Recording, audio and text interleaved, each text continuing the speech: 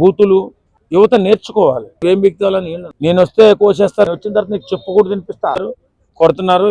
అధికారం కోల్పోయిన తర్వాత వాళ్ళ మీద కేసులు ఎక్కువగా పెడుతున్నారు. ఛాలెంజ్లు, ప్రతి ఛాలెంజ్లు మర్యాదగా మాట్లాడితే బాగుంటుంది. కేటీఆర్ గారు ఈ మధ్య కాలంలో రుజువు చేసుకుంటూ వచ్చారు. అధికారంలోకి వచ్చాక మేమేంటో చూపిస్తాము, రేవంత్ రెడ్డి ఖచ్చితంగా చిప్పకూడు తింటారని చెప్పేసి విమర్శలు వినిపిస్తున్నాయి. ఎవరైనా కాంగ్రెస్ అధికారులు ప్రతి ఒక్కరూ వాళ్ళకి తొత్తులుగా పనిచేస్తున్నారు, సక్రమంగా చేయట్లేదని చెప్పేసి మాట్లాడుతున్నారు. దీని గురించి మేమేమంటారు? ఈ మధ్య రాజకీయాల్లో అధికారంలో ఉన్న వాళ్ళు ఓ రకంగా, అధికారం కోల్పోయిన వాళ్ళు మళ్ళీ మేమే వస్తాము, తర్వాత మేమే వస్తాము, వచ్చిన తర్వాత దీనికి డబల్ ఇస్తాము, మా కార్యకర్తలను బాధ పెడుతున్నారు, మా వాళ్ళని ఇబ్బంది పెడుతున్నారు, మా వాళ్ళ మీద కేసులు ఎక్కువగా పెడుతున్నారు, కొడుతున్నారు, ఇలాంటివి ఎక్కువగా వస్తున్నాయి. వాస్తవంగా అధికారం కోల్పోయిన తర్వాత ఆ మాత్రం డిసప్పాయింట్ ఉంటుంది. ఎందుకంటే అధికారం ఉన్నప్పుడు అహంకారం చూపించి ఇష్టానుసారంగా మాట్లాడి ఇబ్బందులు పెట్టినటువంటి వాళ్ళు నెక్స్ట్ అధికారం కోల్పోయిన తర్వాత వారు వచ్చిన తర్వాత వారు ఇబ్బందులు పెడతామని చెప్పి అనడం సహజమే. ఏదేమైనా రాజకీయాలలో ఇలాంటి ఛాలెంజ్లు, ప్రతి ఛాలెంజ్లు, తర్వాత బూతులు ఇలాంటివి రాకుండా ఉండాలి. ఎందుకంటే రాజకీయ నాయకులను చూసి యువత నేర్చుకోవాలి. సహజంగా సెలబ్రిటీ కానీ, ఒక సినిమా యాక్టర్ కానీ, రాజకీయ నాయకులు కానీ వారు మాట్లాడేటప్పుడు సాంప్రదాయబద్ధంగా మర్యాదగా మాట్లాడితే బాగుంటుంది. ఈ మధ్య రాజకీయం చూస్తుంటే చాలా అధ్వానంగా తయారైపోయింది. ఎవరు ఇష్టం వచ్చినట్టు వాడిని మాట్లాడడం, నేను వస్తే కోసేస్తానని ఒకడండు, నేను వస్తే తీసేస్తానని ఒకరండు, వీళ్ళు నువ్వేం బిగుతాలని వీళ్ళు. భాష బాగోలేదు. రాజకీయాల్లో ఇప్పుడు జరుగుతున్నటువంటి భాష, మాట్లాడే విధానం బాగోలేదు. వాళ్ళ ఇష్టానుసారంగా వీళ్ళు మాట్లాడుతున్నారు, వాళ్ళ ఇష్టానుసారంగా వాళ్ళు మాట్లాడుతున్నారు. ఈ రెండుటి రాజకీయ డ్రామా వల్ల ప్రజలు నష్టపోతున్నారు. వాస్తవంగా జరుగుతున్న అభివృద్ధి ఏంటి, యువతకి ఏ రకమైన భరోసాని ఇస్తున్నారు ఇప్పుడున్నటువంటి ప్రభుత్వ పెద్దలు, యువతకి యువత బాగుపడడం కోసం ఏ రకమైన ప్రణాళికలు చేస్తున్నారు, ఇదేం లేదు. నువ్వు వస్తే నేను బీకేస్తా, నేను వస్తే నువ్వు బీకేస్తా, ఈ సోది ఎక్కువైపోయింది.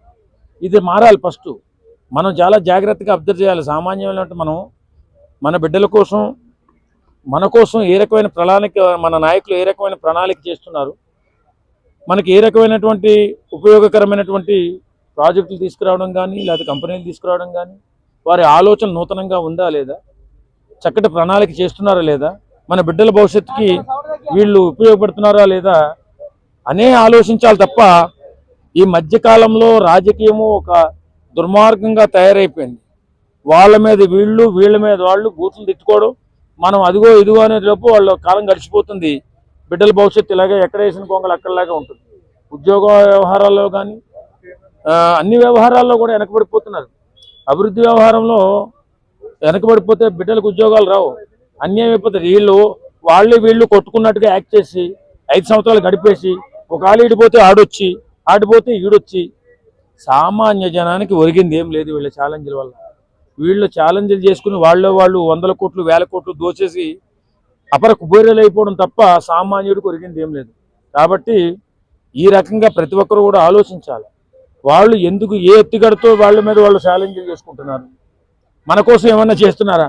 మన కోసం ఛాలెంజ్ చేయమనండి, మన బిడ్డల భవిష్యత్తు కోసం ఛాలెంజ్ చేయాలి తప్ప ఇలా నిష్కారణంగా ఒకళ్ళొకరు తిట్టుకున్నందువల్ల మనకు ఒరిగింది లేదు, మన బిడ్డలకి ఇది భవిష్యత్తు చూపించింది లేదు. కాబట్టి ఎవరైతే మనకు మంచి చేస్తున్నారో, ఎవరైతే మన కోసం ఆలోచిస్తున్నారో వాళ్ళని తప్పనిసరిగా గెలిపించుకోవాలని చెప్పి కోరుకుంటున్నాను. అయితే మీ దృష్టిలో ఎవరు పరిపాలన చేస్తే అభివృద్ధి ఉంటుందంటారు ప్రజలకి?